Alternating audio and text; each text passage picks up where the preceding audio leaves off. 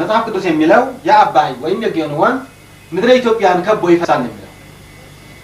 አሁን ግን አይፈስም። ከጊዜው ብዛት መሬት ከፍና ዝቅ ከማለቱም በላይ አባይ የሄድበት የነበረበት ቦታ በባህር ስለተከበበ በባህር ስለተያዘ አሁን አባይ የሚሄደው ጎጃምንና ከወለጋ ጨረፍ አድርጎ ነው የሚፈሰው መሬት ከፍና ዝቅ ከማለቱ ብዛት የተነሳ እና ግን 2900 ማይልስ ተይዞብናል መሬት በባህር።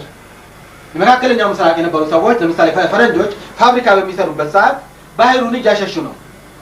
ያ ባህር ቀስ በቀስ እየሄደ ሌላ መሬት ነው የሚይዘው።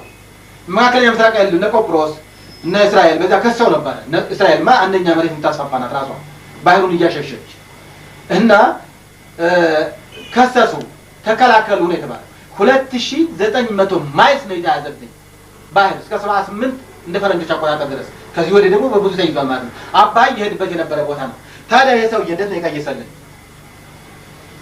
በመተከል አድርጎ በወለጋ አድርጎ በከፋ በጅማ በኢሉባቡር በባሌ በሶማሌ በኡጋዴን በጅቡቲ በአሰብ ምጽዋ እንዲፈስ ነው የቀየሰልን። ይሄ ውሃው ተራራው እንዴት እንደሚያል ይህ መሬት የአልማዙ የእንቁ የልዩ ልዩ ማዕድን ሳይነሳ መሬቱ ብቻ 1 ሚሊዮን ዘመን ያለ ምንም ማዳበሪያ የዓለም ፍራፍሬዎች የዓለም ጥራጥሬዎች